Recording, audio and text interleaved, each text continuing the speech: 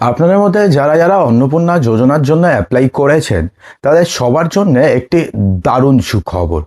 হ্যাঁ বন্ধুরা, অন্নপূর্ণা যোজনার এবার কিন্তু ভেরিফিকেশন শেষ হয়ে গেছে এবং আজ থেকেই বদলে যাবে অন্নপূর্ণা যোজনার যে স্টেটাস আপনি এতদিন পর্যন্ত দেখছিলেন, যে কারো কারোর রিজেক্টেড আসছিল কিংবা কারোর আন্ডার এনকোয়ারি আসছিল, তাদের অ্যাকাউন্টে এখনও পর্যন্ত টাকা ক্রেডিট হয়নি। তো এই স্ট্যাটাস আজকে আপনি পরিবর্তন হতে দেখতে পারবেন।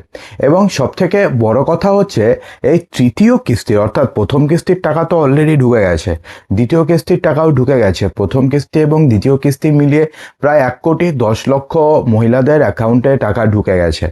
তো এবার তৃতীয় কিস্তির টাকা অর্থাৎ যাদের স্ট্যাটাস এখন পরিবর্তন হবে তাদের টাকা এক্স্যাক্টলি কত তারিখে ঢুকতে চলেছে, এই নিয়ে বড়সড় ঘোষণা করেছে রাজ্যের মুখ্যমন্ত্রী। তো কি বলেছে তিনি জানাবো, তবে তার পূর্বে একটা ছোট্ট রিকোয়েস্ট, ভিডিওটিকে এক্ষুনি একটি লাইক করে ভিডিওটিকে প্রচুর শেয়ার করবেন বন্ধুরা। অন্তত 1000টি লাইক কিন্তু চাই।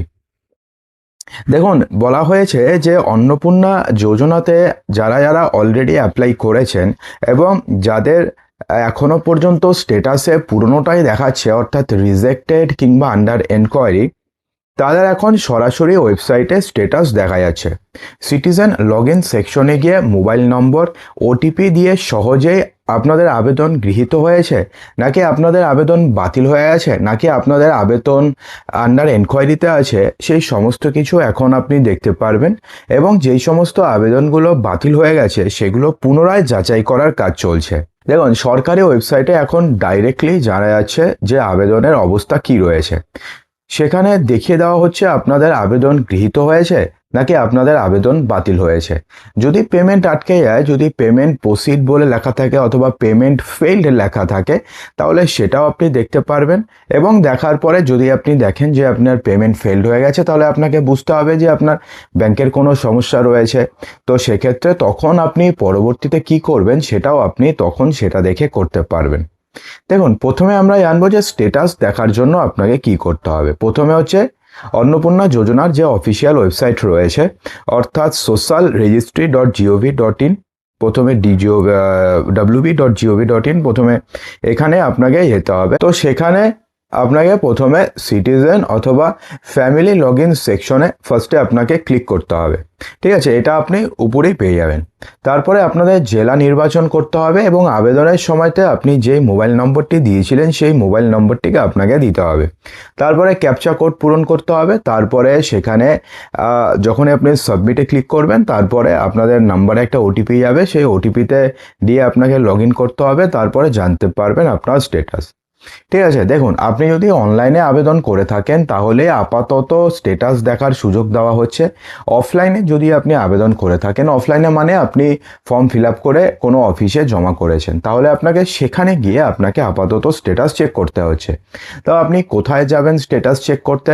দেখুন, যেই অফিসে আপনি আপনাদের আবেদনপত্রটি জমা করেছেন, সেটা হতে পারে এসডি অফিস, হতে পারে বিডিও অফিস, হতে পারে পঞ্চায়েত অফিস, অর্থাৎ মোট কথা হচ্ছে যেখানে গিয়ে আপনি আপনার অন্নপূর্ণা যোজনার যে আবেদনপত্রটি রয়েছে সেটা আপনি যেখানে গিয়ে জমা করেছেন সেখানে যাবেন। সেখানে গেলে পরে আপনার যে সেল থাকবে, অন্নপূর্ণা যোজনার যে সেল থাকবে, সেখানে গিয়ে আপনাকে জিজ্ঞাসা করলে আপনাকে বলে দেবে যে আপনাদের আধার নম্বরের রেসপেক্টিভে যে অ্যাপ্লিকেশনটি হয়েছে তার স্ট্যাটাস বর্তমানে কি রয়েছে, সেটা আপনি সেখানে গেলে 2 মিনিটের মধ্যে জানতে পারবেন। ঠিক আছে, দেখুন, ইতিমধ্যে প্রথম এবং দ্বিতীয় কিস্তির টাকা দেওয়া হয়ে গেছে। অনেকে টাকা পেয়েও গেছেন এবং অনেকে এখনো পর্যন্ত টাকা পাননি। দেখুন, প্রায় অর্ধেক মহিলারা টাকা পেয়ে গেছেন এবং প্রায় অর্ধেক মহিলারা এখনো পর্যন্ত টাকা পাননি। অনেকের স্ট্যাটাস দেখাচ্ছে আন্ডার এনকোয়ারি এবং অনেকের স্ট্যাটাস দেখাচ্ছে রিজেক্টেড।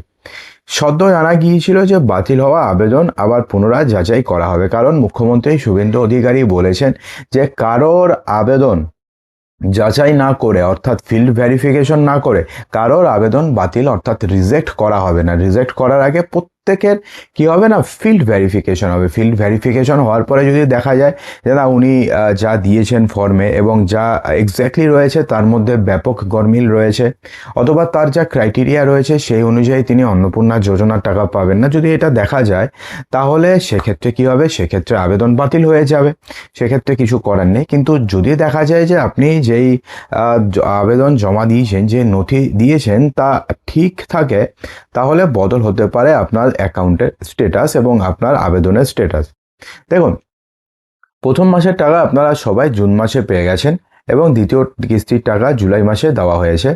এবার অগাস্ট মাসে মিলতে চলেছে তৃতীয় কিস্তির টাকা, যদ্দূর খবর পৌঁছেছে তদ্দূর মনে করা হচ্ছে যে এ মাসে আর টাকা পাবেন না, অগাস্ট মাসে আপনারা তৃতীয় কিস্তির টাকা পাবেন। তার আগে হচ্ছে ভেরিফিকেশন।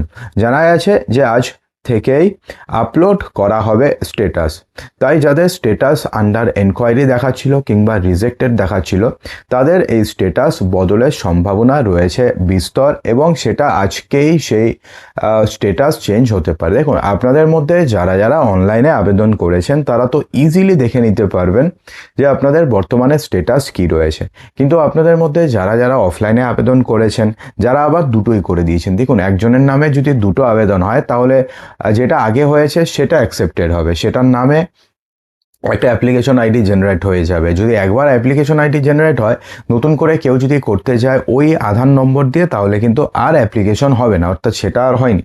অর্থাৎ যদি আপনি অনলাইনে করে থাকেন, যদি সেক্ষেত্রে আপনি অ্যাপ্লিকেশন আইডি পেয়ে থাকেন, তাহলে ভাববেন যে আপনি যে অফলাইনে দিয়েছিলেন সেটা আর তারা আর ফিল আপই করতে পারেনি, অর্থাৎ সেটা যখন তারা ফিল আপ করতে গেছে অলরেডি মানে সাবমিটেড দেখাচ্ছে, অর্থাৎ সেটা একটাই হয়েছে।